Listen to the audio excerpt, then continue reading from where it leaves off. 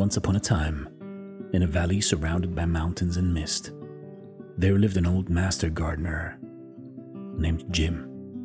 His hands were rough from years of tending the soil, but his body was still strong and wiry from years of hard work. And despite aches and pains, every morning, before the sun had fully risen, Jim would walk to the farthest corner of his garden, the one piece of land that refused to bloom. And there in the center of that barren patch sat a single gray stone. Big, round, heavy, silent. Travelers passing by would see him sitting beside it, and they would laugh. "Old man," they'd call out. "Old master gardener, why do you waste your time here? That soil is poor. That stone blocks the roots. Move it, and your garden will double." But Jim would simply smile, brush the dirt from his hands, and say, "The stone has been here longer than I have. It is not in my way. I am still learning where it belongs." In spring, he planted flowers that never grew. In summer, he watered them and sang old songs to the wind. By autumn, the petals had wilted, and by winter, the ground froze once more. And still, the stone remained.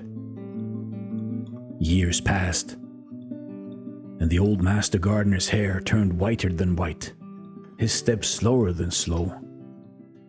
One morning, a terrible storm came down from the mountains. Rain so fierce it tore through the valley. The wind pulled up roots and snapped branches, washed away everything in its path. When the storm finally passed, Jim walked through the wreckage. His garden was gone, except for one small patch, the one where the stone sat. The great gray stone had broken the wind and shielded the roots. Beneath it, small shoots of green still clung to life, and in time, moss began to spread across the stone. The cracks filled with rainwater where birds would come to drink. Wildflowers found shelter in its shadow. The patch that once refused to grow had become the most peaceful part of his garden. Years later, a young apprentice came to learn from Jim.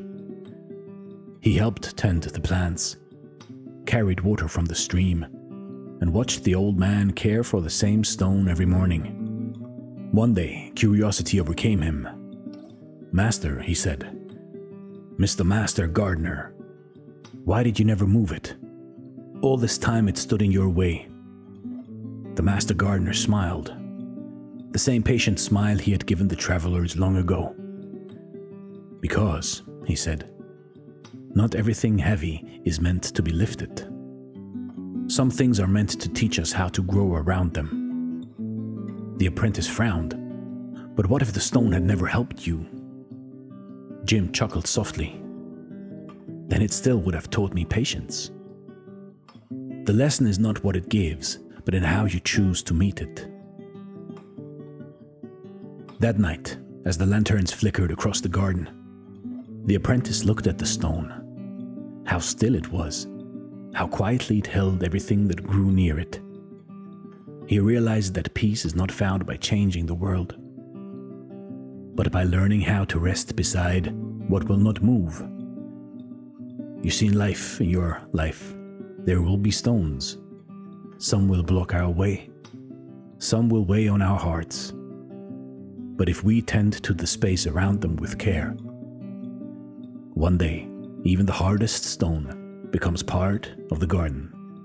This is Dare to Do Motivation Stories. I hope you could find something useful out of this story. Once again, thank you for watching, and stay blessed.